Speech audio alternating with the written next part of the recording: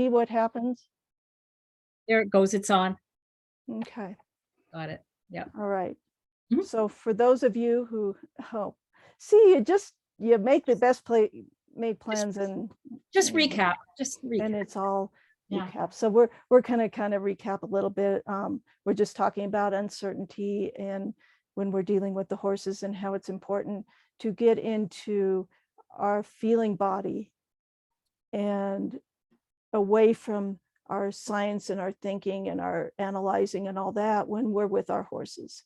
And so that is, if anything comes up when you're in doubt with your horse, instead of going to the human end of I'm going to analyze and think my way out of this problem, the best thing to do is stop, reset yourself, and just get present. And I'm going to talk a little bit about what I do to get present, and I'm going to do some classes on that a little bit about what I do for that. What I found in all the, I hate to age myself, 51, 3 years with horses, 54 years with horses. Never once did I solve something by thinking about it with the horse. I always solved it by getting quieter in myself and just sitting for a minute, stopping and resetting. And, so much of the old horsemanship was about just muscle your way through everything and just do it. And no matter what happens, just keep going, make them do it. And that's not what I do anymore at all. I'm going, why isn't that horse doing what I want? What can I do to encourage that horse to do what I want?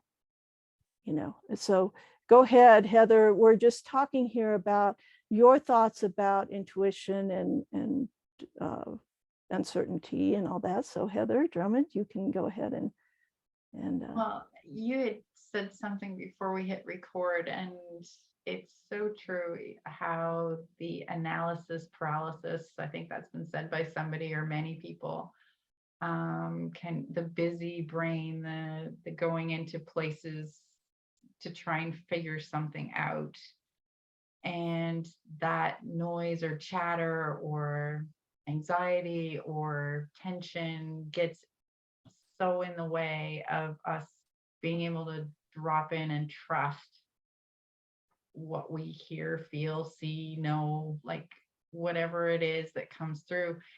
And when you talked also about that child being, and Gail, you talked about this before we hit record, how the direct link of connection to their intuition and to energy is present when you're a child. And I often think, and it's funny I'm using that word, I often think that if we could all just connect more with our inner kid, like who we are as a kid, that little spirit that is brave, that little spirit that wants to pursue joy and wants to have connection with the bug that they see on the trail or whatever it is, the one that's in awe of the world and asking why all the time and not necessarily waiting for the answer, just receiving. I think we can get in the way of our intuition because we're looking so much for concreteness. We're looking for validation from the outside, and intuition comes from inside, but it also comes from outside, and we can get in our own way by doubting it, by going outside and saying, well, does this make even sense to you? Or how about this? And I'm constantly saying, does this make sense to you when I have an intuitive hit? Because I'm trying to map it to the person I'm speaking with that I'm getting the intuition about. And I do that same thing with animals. It's like I check in and say, is this make sense? Like, are you feeling what I'm feeling, kind of thing? And so I think there's this magic little combination of checking in with ourselves and seeing whether it's true for us.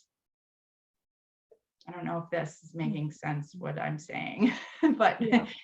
it's checking in with ourselves and seeing whether or not it's true for us. And and watching the environment, whether it's a horse or a dog or the person that we're talking to, if we're having an intuition, watching our environment as to how that intuition sits in that environment. And a little kid, like you both said, does not question, you know, that they heard the dog speak or the horse speak or they saw a picture, and they don't question the energy the same way. It's almost like we've been programmed out of trusting the energy because of our schooling or because of whatever dynamics in our family or whatever the case may be. And so that if I can, you know, bang on the drum like the ladies on this panel saying, you know, chase your intuition, like grab hold of it and don't let it go. Like it's such an important inner guidance that can open up such an amazing world for people. Yeah. Okay. Laura, you have anything? Yeah, I was just going to say what I've learned is that we as humans focus so much on doing that we're not comfortable being. And when we're so busy doing and thinking, we don't hear our intuition. We're not listening to our animals or our horses and what they're telling us. So if we can work towards that, just being with them like we did when we were a little kid. You know, we weren't analyzing every little thing. We weren't going, oh, I have to do it this way because I saw this trainer do that in this video, that sort of thing. We were just being with our horses and having fun just in that lighthearted space. And I think for me, working with you and my background in Reiki and animal communication has really helped me learn how to be with them and be open to what they're telling me, what my intuition is telling me. And I find that the minute I go back to thinking or doing, all of that goes away. Yeah. So I think that before a lot of us kind of have to reprogram ourselves, like Heather was saying, from a state of constantly doing to one of just being present. Right. And being in the moment. Absolutely. And I just wanted to talk a moment about energetically what happens when we have a question. And, you know, I became a Reiki master, but I didn't use it. It's like we all go to these different places and we learn these different things, or we may go to classes and get certified in things, and then we begin to use them, and then we begin to use them in maybe a way that's kind of customized to ourselves and how we want to work, right? And so I never say, oh, don't do Reiki, or don't do this, or go do the thing that you like. What I found, I'm going to get to this energy here in a second. What I found when I was studying, I went through maybe 3 or 4 different certifications of different energy healing modalities. And what I found in all of those was they worked, but they were very cumbersome. And it was like the person would show up with, okay, you've got a manual this thick of all the things that you could, you know, like, is it this question? Is it this thing? And then if it's that thing, you do that thing. And so it made me go into my logical mind. And I thought, wait a minute, that's not where intuition's happening. You're trying to do energy work in your logical mind. You can't, that doesn't work. And you have to be in the brainwave, in the place of intuition, in order to have the energy connection, you might say. So I'm always really cautious about like making it more complicated.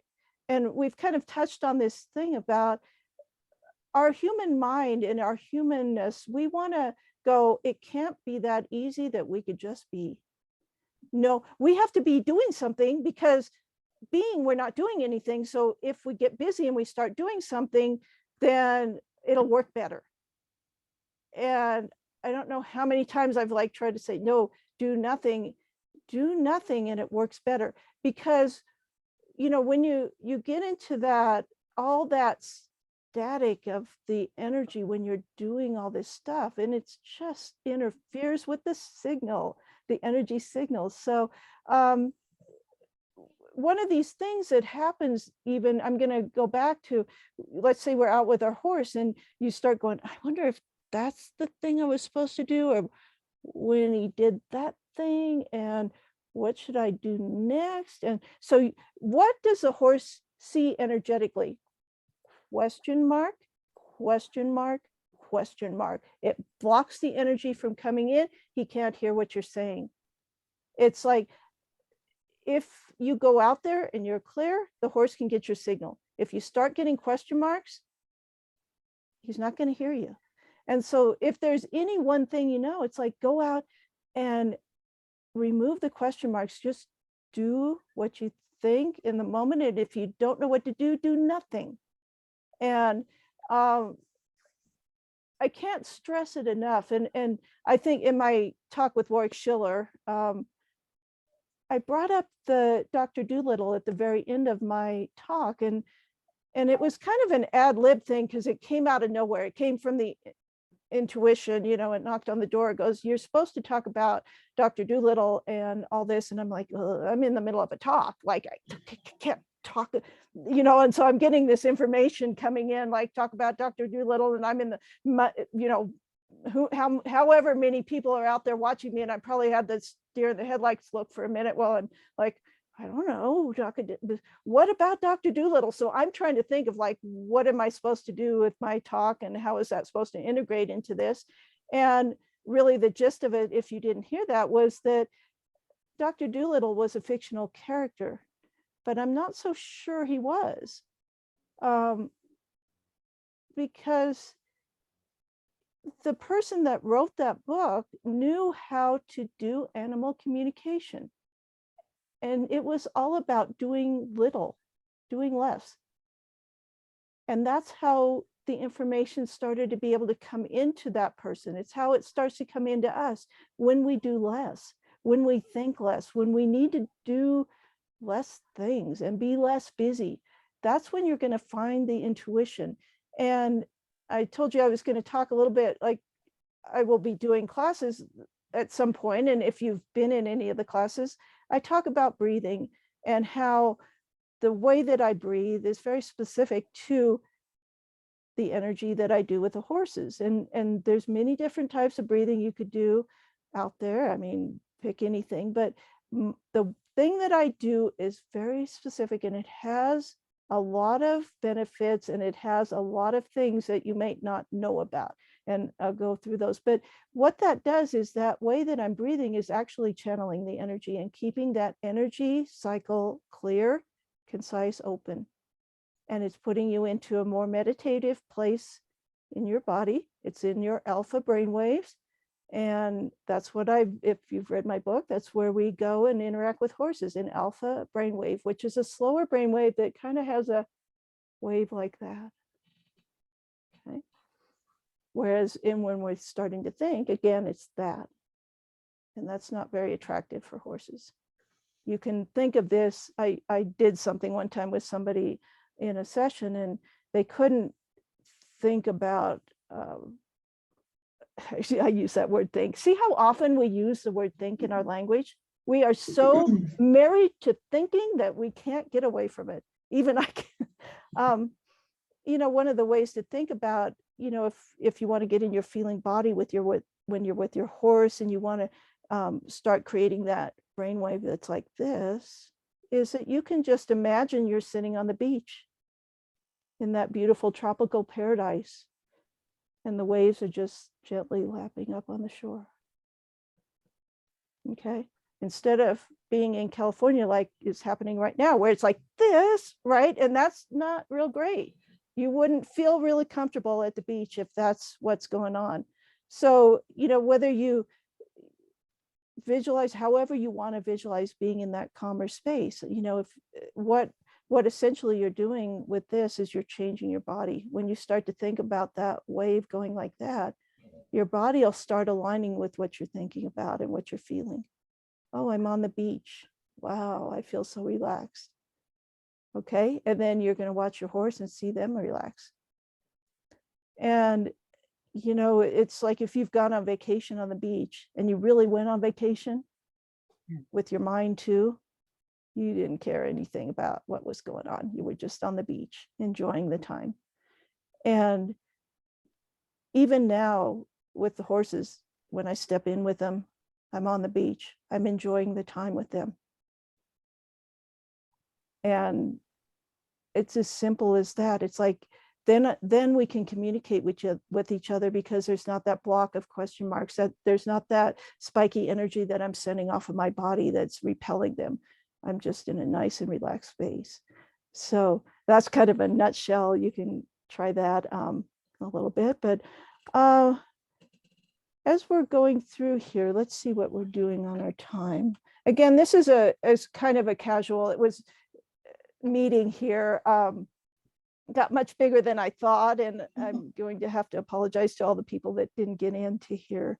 But I kind of wanted to kick off too and say that, you know, when I came back from the summit, I was going to put out a lot of things and do a lot of stuff, and I pulled back because I felt like there was just a whole lot of information out there, and that people were just saturated, and they didn't need one more thing out there. And so I just kind of step back and go, well, you know what, let me regroup. How do I want to teach this? Do I want to do it in that way? Or do I want to do it like what we're doing right here, in a very small, intimate setting where I can actually feel the energy of each person and each horse that I'm with, and give people one-on-one, essentially, or 1-on-6 or 1-on-4 instruction, and feeling where we're actually creating connections, and we're learning how to create those connections. Because sometimes when things get too big, at least for me, that you lose that piece of the connection, and it just becomes information. And part of us integrating information is that we have it when it happens in an intimate setting, and with a nice emotion in that, you're going to most likely remember that more so than you can remember every YouTube video you've ever watched mindlessly as it went by, because there was no connection coming through the screen from that person teaching that thing to you. So, you know, sacred spaces is a little different than some of the things that are taught out there. Some of it is, it's all good information, and some of it doesn't need to be intimate. It's information. But for me, for sacred spaces, it needs to have the component of, I care, I want to be with you, I want to know and interact with you in this intimate kind of a setting, because that's where things are going to happen. That's where the horses are going to react differently. And that's where healing is going to take place. And I'm not going to have to do the healing, because it takes place when you set an energy of intention that this space will be here for healing and for knowledge and for gaining connection with another being and with each other. So me babbling on, let's go the opposite direction. We'll go to Laura first. We'll go the opposite direction and see if you have any. Yeah, I was listening as you were talking about being with the horse and being present and having that connection. And I think we have to do the self work before we can be there with the horse. But when we're in that space with the horse, if we find ourselves going back to our thinking mind, the horse tells us immediately.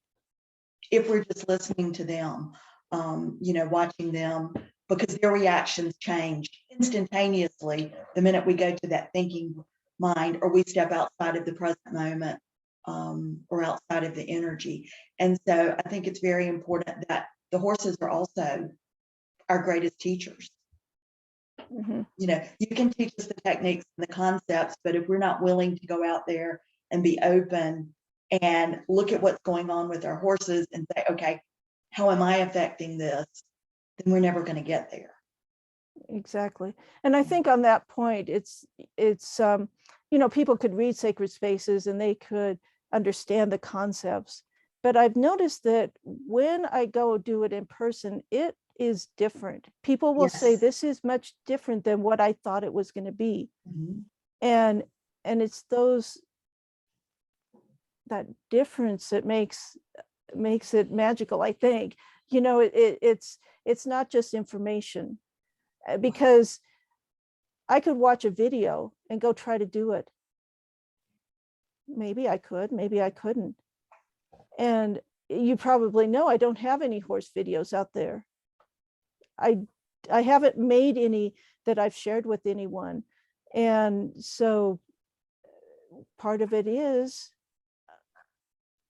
it's not useful information for people. I mean, people would just take that video, watch it, and go, I don't see Dr. Faye doing a single thing. She's a fraud. I don't see anything happening. The horse is over there doing some stuff, but she didn't do anything. The intricacies of what I do can't be really videoed. And often I was at a clinic in South Carolina where Laura was at, and I think it was the previous year, and somebody came to video their wife doing the session, and the battery I mean, this is a professional photographer who's not like me on Zoom, like, oh, I don't know what to do. He's like, I do big time events and I film for these things. And so he goes prepared and he knows what he's doing. And his battery on his video camera drained. He went to get another one. And then that wouldn't work. And then he got his cell phone and he was trying with that, and the battery drained on that. And right after the battery went out, and when he was trying to film, the horse did the most amazing thing. And it's that place. I mean, when we're talking about the energy field and we're talking about the intimacy of this work, the energy says you're not supposed to send this out for everybody to see. They're supposed to have this experience on their own, and then it feels different. Then it embeds in their psyche, in their soul, and they can't change what they felt and what they experienced. But that never happens on a video. I've never watched a video and have my soul change. Like, well, that was great. I watched that person do that thing. It didn't stick with me. I forgot about it. I can guarantee you there's some things that have happened with people. There's some things that have happened with me with horses that I will never in my life forget because they were so remarkable. So with that said, I'll turn around to Heather. Well, what strikes me is I heard the word intimacy before. Like this afternoon I was listening to a gentleman on his website, and he used the word intimacy, and he was like, into me see. And your work to me creates that intimacy, that intimate space, that sacred space, as you call it, which I think is not something that everybody on the planet is prepared for. And when Laura talked about we have to do our inner work in order to show up for the horse to be safe, to show up for us in the way that they can, I think that intimacy can happen with horses so easily, much more easily in my world than it does with humans. And I think if people can allow themselves to be motivated by their horses or their animals to get intimate with themselves and start diving into what is stopping them from creating that intimate space with others, be it a dog, a cat, a horse. And I think that little bit of openness or willingness to explore inside themselves is almost like putting gravel down to working with you or anybody, but working with you in the trauma sphere where I see like so much I don't know. I've never been privy to what you do, but I just have this awareness of the magic that occurs in that sacred space as far as trauma is concerned. And it's, yeah, I think if people can be inspired to follow their intuition, and if it takes you into a more intimate space with yourself or your horse, don't be afraid. Don't be afraid of that. Because a horse will hold us in a safe space. An animal will hold us in a safe space. They're the original safe space. I think humans are where we get a little bit messed up. But yeah, that would be my my contribution to this part is just Cool. don't be afraid of that intimacy, like into me see. Yeah. It can be a gateway to many things. Yeah. All right. And Gail, do you have? Yeah, I've just got an example that came to mind when you were talking about the waves, the spiky ones and the lovely ones that do that. And for those people who are out there who may not have thought that they've ever been in a sacred space, I remembered when you were talking a space that I now know was a sacred space, but I didn't know then. I was into heavy duty training and dressage and trying to make my horse do what my coach was asking me to make him do. But I also have always had a sit down and listen to you, smell your breath, hear you crunch space with my horses too on the top and sitting on a bucket. But anyway, I had worked for weeks off and on trying to get my horse to do a movement. So it was a shoulder in. And we were stiff. It was awful. It was horrible. And I left it for 3 days. 3 days later, I got on and I just wasn't in the, okay, I'm going to do this space. I was just, oh, well, if this works, that's fine. Maybe we can do this together. And whoosh, there it was in all of its perfection. That was a sacred space that was there that, as you said, Susan, I remember that because it was like, wow, what was the difference there? And the difference there was I had stopped thinking about it. I was envisioning it as liquid and beautiful, and it was. And that to me was a real lesson on that kind of space. And I held on to it. And that was probably 20 years ago. Yeah. Yeah. And yeah, isn't it one of the ways the brain works is that, you know, in memories and all that, is that if you think about it, what are your strongest memories? They're some event that happened that had a strong emotional experience to it, right? Whether it was positive or negative, that got embedded in your mind, that really positive, because your body spoke to you and said, don't forget this. Don't forget this. And unfortunately, with trauma, sometimes that works in a really negative way. Don't forget this. Be on guard. Don't forget this. And, you know, you brought up the trauma, Heather, you know, and it wasn't something I planned to do a lot of, but what I'm seeing is how that trauma affects our horses, affects us, and affects the relationship between our horse and us. And so, you know, that became an important part of what I do.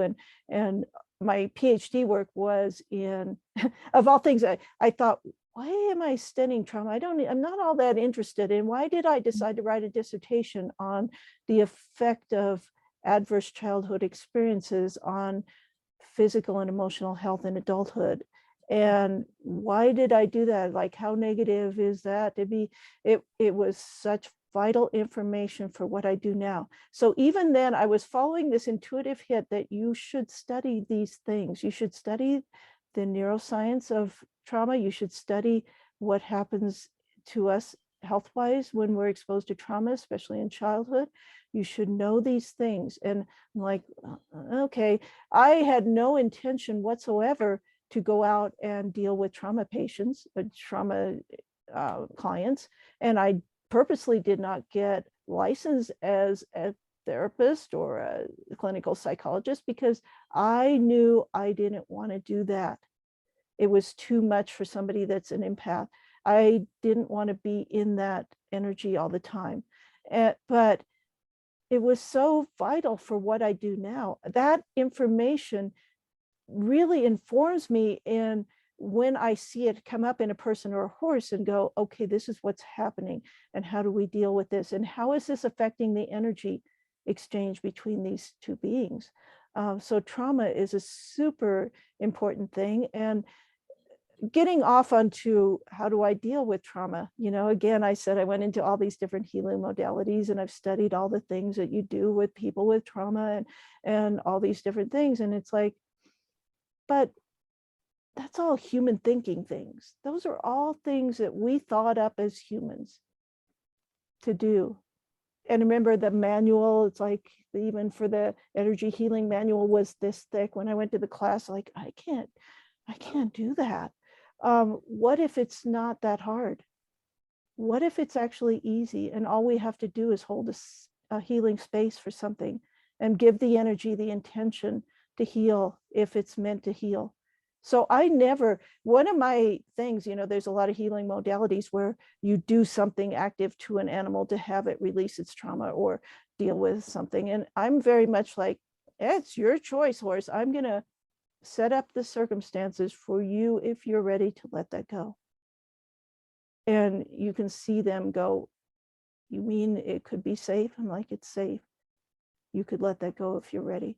And it's a very easy process that anybody could do. But again, it gets back to what we've talked about. It requires that we work on ourselves so that we can hold a space that is a healing space and not full of all of our needs, full of all of our expectations, full of all of our question marks. It's a space where we just go, hey, I'm here. I'm here for you. I see what you're going through, and I know you got this. And I'm going to hold this space while you take care of it and you deal with it.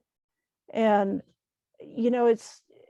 it gets to that thing, a lot of people don't come to me because they go, well, I've gone and did this other kind of trauma work and it's really complicated. And so it must work better because it's more complicated. So therefore it works better than what you're doing. Because what you're doing is like, that's silly. Anybody could do that. Why would I do that when I could go over here and spend a lot of money and learn this technique? And not to knock that, it's like everybody does their thing, but I'm just a simpleton. I'm like, okay, I spent way too much time in academia. My brain is fried. I don't want to think that hard anymore. And I want to be in this space of like, oh, wow, look, I could just do that. Intuition, fabulous, I could do this based on what my science background is. I would know that would work. Okay, great. That's all we got to do. So I'm not discouraging people because I went down the academic route, spent a good portion of my life studying and being in school. But when I did that, it was also an escape.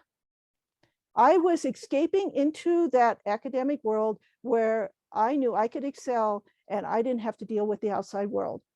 And I could just be in my little studious place, doing my little experiments and writing my little papers, and nobody was bothering me, and I was hiding out. It was in a totally, just like it would have been no different other than I picked, instead of playing, maybe obsessing on video games and just sitting there and doing that all day, I spent my time in academia, and maybe like I got a piece of paper when I graduated that said, you spent sufficient amount of time being tortured and we will let you go away now. We'll give you a certificate that says, yes, piled high and deep. Yes, you did. And what did it do for me?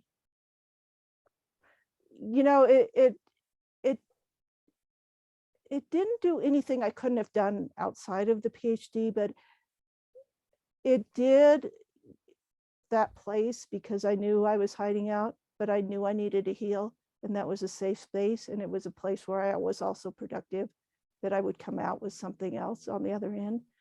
But with that said, I'm just cautioning, just make sure, you're not like me and your friends go, we're having an intervention. You cannot get any more certifications in anything else, and stop it. And I'm like, but I love it. It's like I love it. And when they said that, I'm like, you're right. When am I going to quit hiding and go out to the world and actually use these things that I learned? Or will I keep just paying more money and learning more things and paying more money and learning more things and never apply it to anything in my life that's going to make a difference for me or anybody else? So that's kind of my 2 cents on that. And again, I'm not knocking anybody that wants to go the academic route, and I wouldn't trade it for anything. Now I wouldn't go do it again, just telling you. That was silly, but again, that was a lot of doing. And when I came out of there, I wanted to do nothing. And you'll see me now, it's like I take what I think my job is now is to go out with horse people and say, you know what, I took the science and I took all those complicated, convoluted things, I put everything together, and then I figured out how to make it as easy as possible for you to do it and get the same results, so that you don't have to go through the manual if you don't want to. If you want to, that's great. If you don't want to, here's the cliff notes. Here's how, do this, and do this, and then you'll get that result. And it's all based on science. But simplicity is beautiful. In my world, simplicity is beautiful, and the horses respond to simplicity. So, all right. So I think we've gone for about an hour, and what I think we'll do, unless you guys want to go around quickly, like put in your 2 cents on what I just said, we can open it up for the chat, and then anybody that's here can go ahead and ask questions and interact here. So let me go ahead and do that. Okay. Funny you brought up that, need to learn. And when I changed jobs, I did the exact same thing. It was like, I don't know enough in order to help people. And do I regret any of it? No, but like your dissertation is sitting in the field, so you have an understanding of what's going on. I think no learning's bad, but I think we can get addicted to learning. Yeah. as And a clearly, method to avoid living, in a sense, or avoid right. knowing what we know. It's a funny little Right. thing, but And- yeah, I get it. and- I got goosebumps when you talked about your dissertation. I almost. Yeah. And our thing about, when you hide away and you keep doing, looking for more information, and the problem is you just never actually apply it to anything. So, what I feel is important, like academia is great, but they often keep all their information within that institution, and nobody ever goes, we came up with this great thing, how do we put it into practical application? Oh, we don't need to worry about that.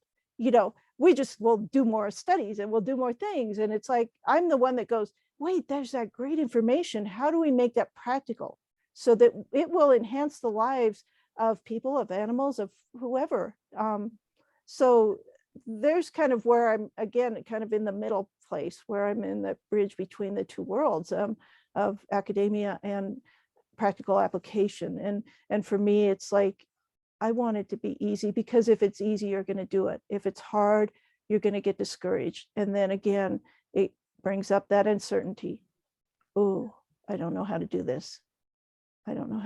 So let's. You're like a go super open. highway. Yeah. You're like one of those German super highways on. Okay, so I brought up the chat. Can you see the chat, Gail? Yes, I can. Okay, You've got all a right. question about, will you be traveling to South Carolina this year? Southern California, sorry, this year. That's from Ev. And you have a question, could you do a class on breath work? That's my next class, and I'm hoping to get that put together this month. Like, I'm just clearly, the technology is my weak link. If there is, it's getting out there, but yeah, I've got somebody working on that on the other end, and it's probably going to be where I do something live on the breath work, and then just make it available on another platform where you can go and buy it if you didn't see the live one. So that right now is the easiest way for me to do it. And hi Ev, I'm hoping to get there sometime. I think I'm supposed to go to California in February if the weather kind of holds, and I don't know if I can do a joint trip, but I think I may be doing something with Warwick Schiller sometime, I don't know, this summer. So I'm hoping in that trip too, I can make a roundabout to some different places in California. So yes, Ev, I've worked with Ev, and she's got the most beautiful little mule that is just, she was, I don't know if you would call it feral, but she is very big on the mistrust of humans. So it would be so fantastic to go and see her in person. Susan, there's a question from Ro. Do you think that if we lose a horse, we can still communicate with them, or at least get some closure personally by trying? Could I answer that question? You could, you would, we all do that. So I think we could do a roundabout here on that one. Let's go ahead and do that. My answer is absolutely. Of all of the communications I do, my favorite are the communications with animals who have passed. There is so much joy in where they are, in a beautiful place, and they are still so connected with their people in many ways. And so, for example, if you think of your horse, Rhodo, and you cry, that energy of crying is from your solar plexus, from your energy center, your spirit center. Your horse is communicating with you. The horse is there. And if you've lost a dog or a cat or your horse even, and you hear them somehow and you think, oh, I'm going crazy. No, they are there. They're talking to you. So yes, you absolutely can do it if you know how. And they're still with you, every single one. And if by chance your horse, Ro, passed with your help with euthanasia, please, please know, all of you out there who have felt guilty about that, I've done many, many animals who have been helped along their way by their humans. And every single one of them has said thank you. And what you probably don't know is that while the actual earth body is what we humans call dying, it's just going back into the earth to make more things. It's just energy. We have put a chemical into the earth body to cause the euthanasia. It has not gone into the soul or the spirit. The spirit has already left. And many animals I've talked to have shown me through imagery and their words that they're sitting or in the air, what we call in the energy world here, watching with their humans as the last jerk or jitter or something, the chemical reaction of the animal's body to the chemicals that have been put in happens until the heart, which is a physical thing, stops. And then they say, okay, I'm out of that body. Thank you very much. So if that helps you, I hope it does, because it's helped so many people. So the answer is absolutely you can. Yeah. Okay, Laura. Yeah. Your 2 cents. Gail put that beautifully, and I've had the same experience communicating with animals who have crossed. It is always a healing experience for the person. The animals are always grateful for everything that you've done for them in their lives and for helping them cross over and leave that pain behind. I've never communicated with an animal that has been resentful or unhappy about the way it happened, and they are always still with you. One of my mares is always here. She's one of my spirit guides. They're always with you here in your heart. All you have to do is think about them and they're there. Mm-hmm. Do you have anything to add, Heather? Oh, ditto. It's literally, you just have to believe what you're hearing or feeling or sensing, and like, they don't go away. They're literally 3 feet off the ground. They're literally with you all the time. And it can just be a thought that brings them to you. Like, they don't need to stay Velcroed to you, but a lot of times, not long after they've moved on to spirit, they will be very close by. But it is, just know, just trust they're there with you. Like, yeah. It's such a beautiful thing. They, I go for a walk in the woods and my 5 dogs who did not know each other are with me. So it's really, really real. Like, don't cut yourself off from the possibility of it being real. Yeah. And just kind of adding to that, from the scientific point of view, it's like energy can neither be created nor destroyed. It just changes form. So we are energy beings. So therefore, we just change form. And there's no reason we cannot communicate just as easily. And I think that's why a lot of what I do is communication in that energetic field, which is not necessarily through, I'm going to tell you what the horse says. I'm going to tell you very much about what I'm feeling. There's intentions. I'm more, it's like, okay, I just know this stuff. It's like, okay, this is what's happening. And everybody who communicates does it in a slightly different way. And so, I've had somebody said, will their horse come to them in their dreams? Yes, absolutely. And I've had visitations from people that have passed that came in my dreams. I think it's easier because what are you at? You're in that theta, delta, at least an alpha slow brainwave. And those are the places where we do this kind of communication.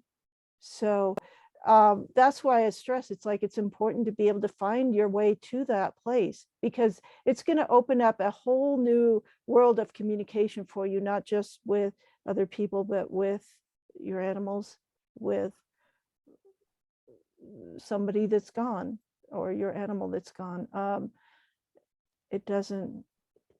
I don't make that separation. It's almost like I don't make the separation anymore between science and intuition, nor do I make the distinction between us here and us in another place. And I think we are totally able to access that other realm. And, I talk about it, intuition, internet of intuition, and it's those places where I go for information from another source that's outside of this physical world we live in. And it just expands your knowledge base, it expands your abilities, it expands everything. So absolutely. I mean, it's great. It's great. And I think everybody here, and I've had that conversation with it, I've never had a conversation with someone on the other side or an animal on the other side that wasn't completely at peace and happy. I have another question that's a little different if you're ready. Okay. Yep. It's from Carla, and she is talking about visualizing, I think. And she's saying, so often I get worst case visions of me while I'm riding my horse, imagining him running off, bucking, etc., being wild. He has never been bad while riding, and I feel upset with myself for thinking these thoughts. What can I do to stop them? Yeah, this is so common.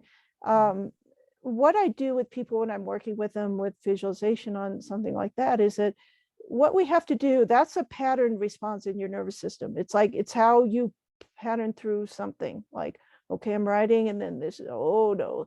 Okay, so what the first thing you have to do is just recognize I'm going to that pattern. I'm starting to visualize something that I don't want. And what I do is a pattern interrupt in that. It's like stop, reset, and go back to the beginning, and don't keep reinforcing that pattern through your neural connections of doing it, of having something go wrong, of doing it wrong.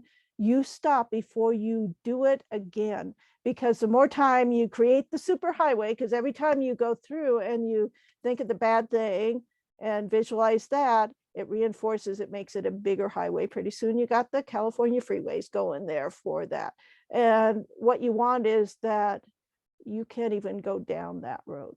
And the only way you get there is by going, you know what? I know I'm going there. Stop. Go start to breathe, get yourself centered again, start over. And you'll find that you just go up to the point where you start going south in your visualization and stop there, because there's no point in continuing on and trying to get your way through it and then being discouraged with yourself for not doing it right. So yeah, that was a really good question.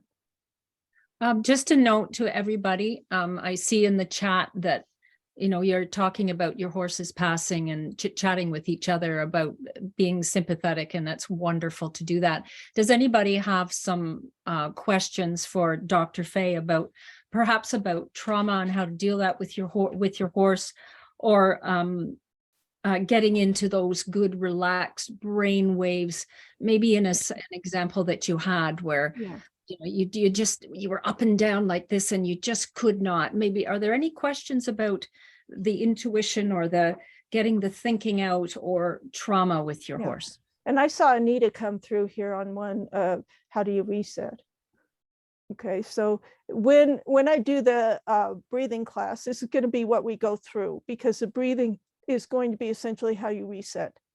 Okay, you're going to notice that you went off in the thing, you're going to say to yourself, stop, and then you're going to go in and reset your body, because I bet you when you start going into that, oh, my horse might buck, or I'm making the picture, your body is going to say, and it's going to get tense, and it's going to start reacting to what you're thinking. It's going to say, ooh, I better brace for the buck, and I better do, and so what we're doing in the reset is I'm doing a body scan. I'm having you become very familiar with how you feel the second you start to think something that's negative, or you have, I have people get in touch with your emotions.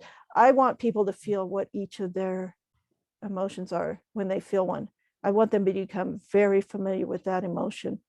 And so in that class, I'm going to walk you through the breathing, how to recognize these different states in your body and how your body's trying to communicate with you. So what we're essentially doing is we're creating this pipeline between your conscious what's happening and what's happening in your body so that they can start communicating. Oh, I'm feeling that feeling. Oh, that's what that is. So it's almost like you're becoming very both energetically and emotionally fluent, so that you know yourself inside and out. And this is what's important. So a lot of times we run on automatic and we just start going to somewhere, and that we don't realize, oh, that was that feeling. Okay, if I noticed that at the beginning, I could stop and reset myself, or I could make a conscious choice not to go down that route. So this will be things that I would cover in that class, about how to reset, how to breathe, and how to hold the space, and what you're saying with the trauma. It all comes into that same thing. And really what you're going to find is that the things that I do are very simple, but they take some practice. They're not necessarily easy. They're simple, but they're not easy sometimes. So they take practice. And for example, like to reset, we're going to have to be able to breathe in a certain way, and notice how we're breathing, notice how we feel when we're breathing that way, and be able to go there. And I think on that note, yeah. And someone has asked me to go back to a question for Heather, which I will do after we've exhausted all of the Susan Fay questions. But this is helping to release from Jean-Marie or Jean-Marie, helping a release or help your horse let something go. Does this require touch to locate a spot, like with Masterson's method, or should we pause and give a safe healing place and wait? I think the question is, what's the best thing to do in your view? I may find the places in a similar way than Masterson, but I'm never going to hold my attention or focus on a spot if I find it. If I'm working on the emotional or trauma place, I'm never going to keep staring at that horse or keeping pressure on it energetically, because what's important is that, you think about a human in, let's say, some trauma therapy, and they're talking, and the counselor or the therapist goes, okay, so that came up, would you let it go? And then they just stare at him. When you're ready, you can let that go, and they just keep staring, and you're like, okay, now I'm even more uncomfortable and more stressed out and more traumatized because you've just done that to me. So I'm very much on staying out of the way. I will very casually look at something and identify a point, and then let the horse do their own work. And that's how that horse builds resiliency. That's how the horse learns how to self-regulate, is that we don't do the work for him. We let them do it, but we hold this nice, beautiful space for him. Okay, there's a question here. This is Christine, who's talking about working with a lamb at liberty and trying to connect, and says, I have felt on 2 occasions deep sadness wave through me. In your experience, sorry, I have to admit somebody. In your experience, is this lamb's reaction, or is he reflecting my own sadness, the despair back to me? I need to find out what he is sad about. If it's him, please help. Okay, and that's what I'll cover too. It's like, how do we know what's ours and how do we know what's not ours? And when we do the breathing, remember I talked about it bringing clarity to us, and it clears out the energy space. And then we do our body scan, so we know where we're at. That's why I go through, what are you feeling? How do you feel it in your body when you're experiencing that?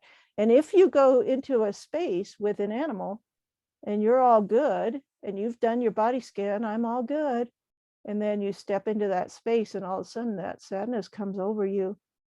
Go, not mine. Not mine. Okay.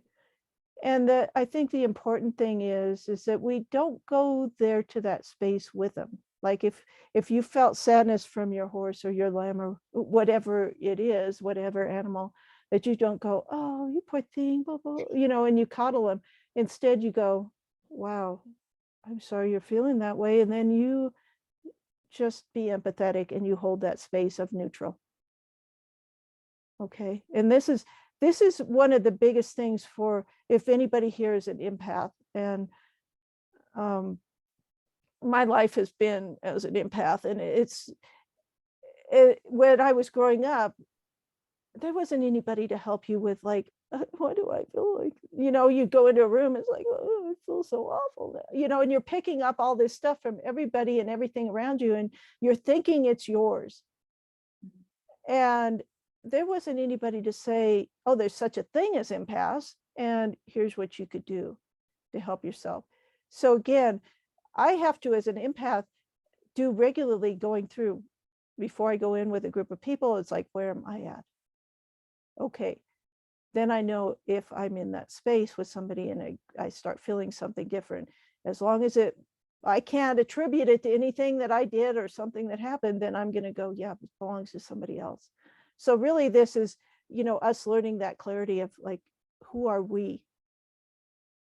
What are we doing? And this is us communicating to ourselves, our body, as Heather says, in that, now I lost it was so good, the intimacy with yourself, with what she said. Yeah, we have to be able to be intimate with ourselves and know who we are before we can offer, any kind of space for somebody else to feel intimate, so. Okay, Yeah. I've got another one here. This is Britt. I had an incident with my young horse that resulted in a significant injury to me. It's been several months. We are okay individually and with other partners, but how can I help us both get back mentally? Where's the... Oh, okay. And this is what will again, I feel like a broken whale. Well, I'll cover that in the class. We have to be able to model for our partners, whether it's human or animal. We have to be able to model functionality, model what we would like to see from them. Because if we're just there going, could you just get over that and like be calm and everything, but you can't be calm and you can't do it, that's never going to work. So you have to learn. This is why it's so important to work on yourself, that you learn to hold these different, I don't want to call them emotions, energetic spaces. And you say, I'm going to be in this energetic space to support this other animal. Okay, as you're in your energetic space and you're thinking and feeling a certain way, that's going to energetically project out there. And that other animal is going to pick that up through that entrainment piece. They're going to feel that energy signal come off. And they're going to go, oh, I could do that? Like, yeah, you could do that.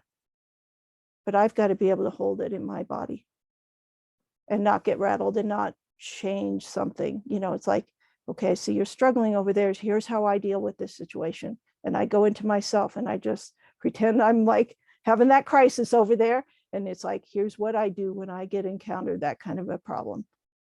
And then the horse goes, wow, I never thought of that. Wow, maybe I could do that.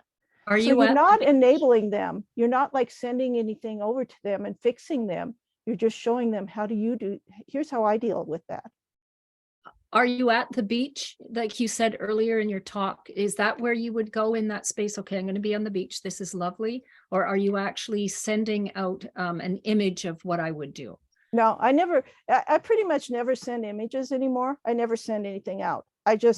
I'm at the beach. That's step number one. I'll be at the beach. That's the reset. I'm at the beach. make sure I'm at the beach with the nice slow waves coming in.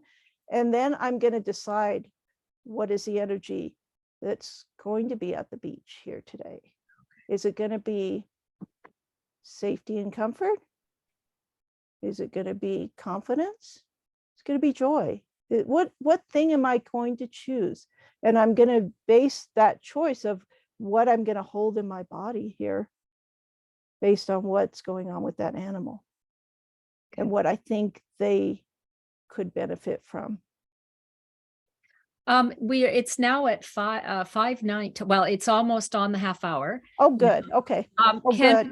Would Lisa's question to Heather be asked? Do you mind? Yes, let's finish off with that, and then we'll wrap it up here.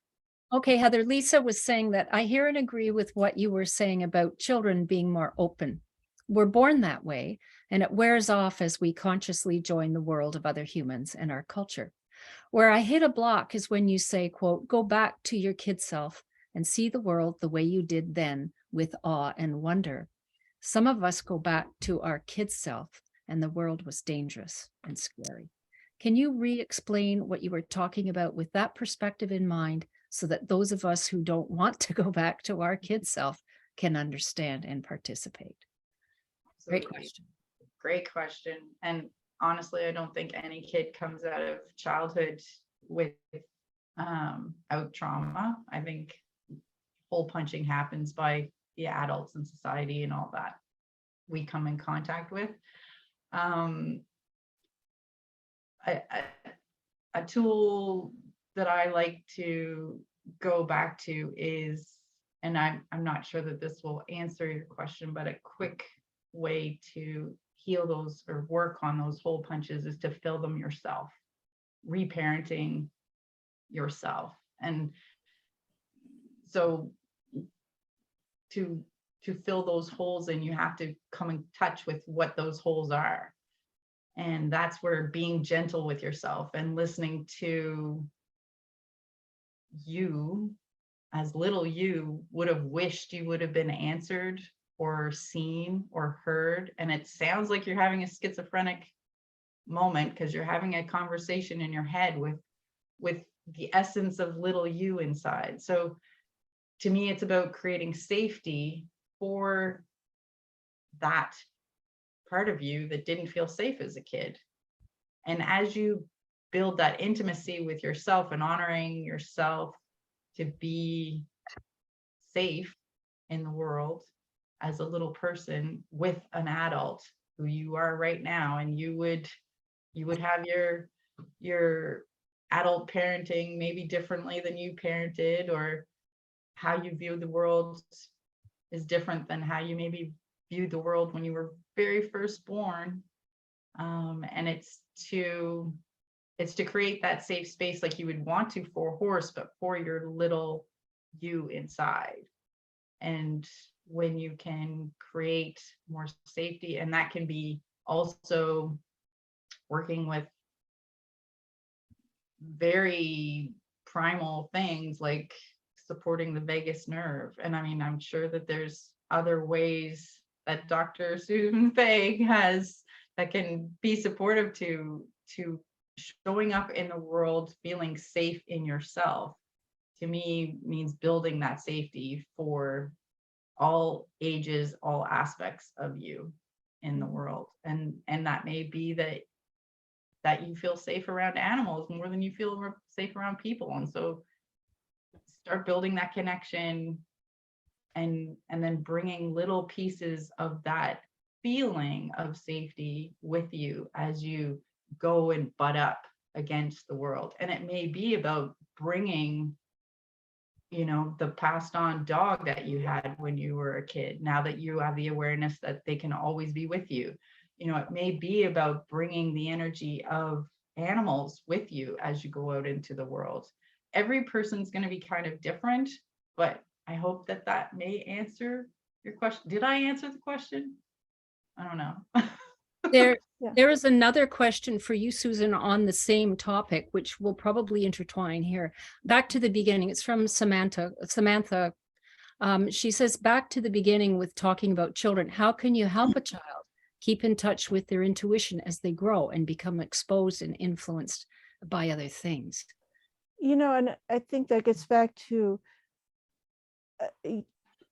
recognizing early on that we need, not, I hate to use the word we need, but to teach kids these coping skills, like just the breathing that I do and some other things, and just saying, okay, we don't have to make that transition from when you were intuitive and when you were this, that we can support those kids in, let's expand your intuition instead of like squash it down. Like back in the day with me, it's like, oh, you don't see those things, they just squash you down, like just quit being like that, instead of like, now we could go in and say, here's how we enhance that ability that you have, and how do we stay in that place, and how do we as adults resurrect that childhood that we once had. And it's through these different ways of breathing, and I think horses are so beautifully designed to help us find that place again, to find our youth again, and to go, you know what, you're being too adulty, stop it, be more like a kid. And really what happens with our kids is, somewhere around,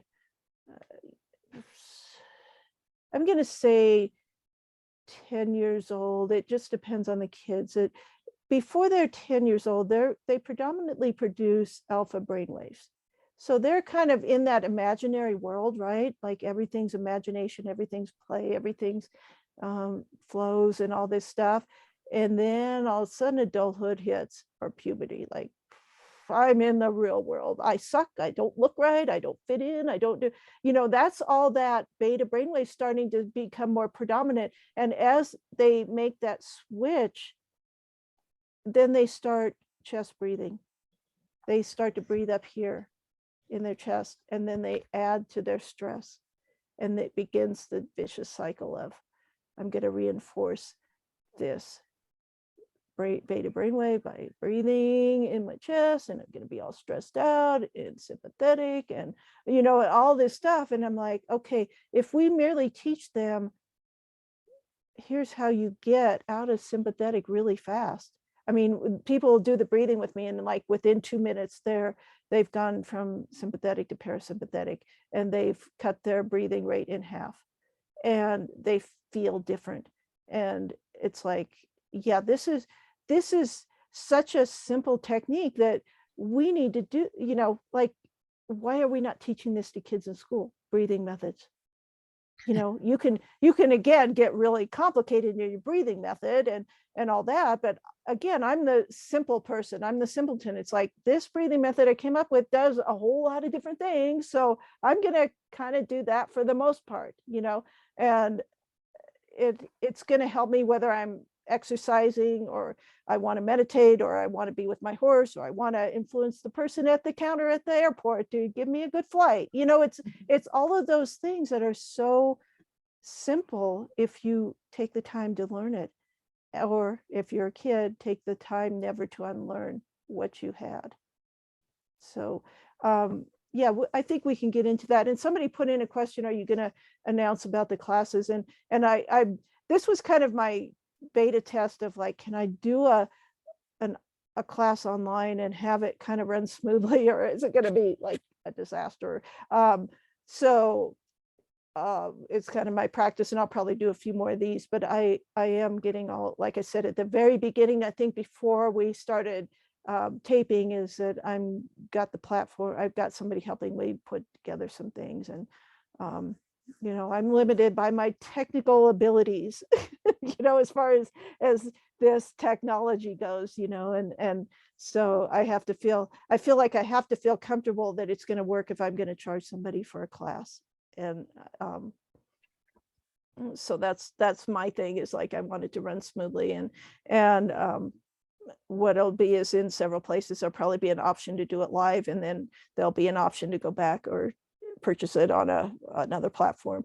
And my hope is that I could break these up into little pieces, like, here's your foundational pieces, and it's not going to cost you a bloody fortune to do it. It's like, this is a hard time for everybody, but this is important information. But at the same time, I have to live, I have to feed, I have horses to feed and myself to feed. And so it's like, I've got to be kind of in the business world a little bit at some point, but I want to, my goal is I want information to get to people because it makes a difference in your life. And I want to share what I've learned. So There's a question here. Can you review briefly your breathing techniques? I don't know if this is the place, but yeah, I think it's like I'm going to do that in the class. I'd rather Yeah. like, because we've already gone this long, and not to like push people off, like it was just this was free for a reason. It's like it's like we ran out of time, and I will go in depth, and when you realize it's not very in depth with the breathing, it's really pretty simple, but it takes some practice. But I really want to talk about the different aspects of breath and breath work, especially in relation to energy and how we're going to use our breath to actually influence the energy and transmit the energy in different ways. So again, I'm not sending anything. I'm very much about, I don't send stuff out to other beings because I don't know if they want it or not. That's me assuming it from my ego. Oh, look at that poor suffering person or horse over there. I'm going to send them something. No, if they ask, I will help them, but I'm not going to just impose myself on it. Okay. Some of the breathing, it's not really in the book. I do it different than when I did in the book. So yeah, again, I'm hoping within the next week or so that I'll get that up and running, and we can do the breathing and the body scan and the kind of the fundamental pieces of how do you create the sacred space. And so it'll kind of clear up a lot of things for everybody. And again, that's okay. So we're at Yeah. the hour and a half. It's up to you. I'm sure there Yeah. are still a lot. There's still people entering, PS. Oh, are they actually getting in or not? Well, I think so, but our number here is it stops at 100 at the bottom because that's what happened with the Zoom arrangement. But Oh. I've been entering people all along. Okay. Yeah. All right. So Anyway, so I don't know if you want to close or what. yeah, you'd- what we'll do is close, and that way we can, again, this was kind of a beta test, run through the process, see how we feel with the format and all that kind of stuff. And thank you everybody who came, and this was awesome. And let's see what else. I'm watching, see how like I'm talking and then here's the screen going by and it's distracting. It's like, just think of how often that happens for your horse. Good point. Right. And see how easy it is for me to become a horse and go, oh, let me look over there at the screen and just, oh, okay, wait, I'm supposed to be doing this other thing. Okay. I've got the screen. I've got the screen. Yeah, oh, there we go. Okay. But thank you everybody. And what I'll do is I'll tape, get the recording up and post that. And I want to thank all my guests that came today and contributed to this. This was awesome. So, Thank you. Thank you. Bye, everybody. Thanks so much. Bye. for being Good here. night. Bye. Thank you. Oh, okay.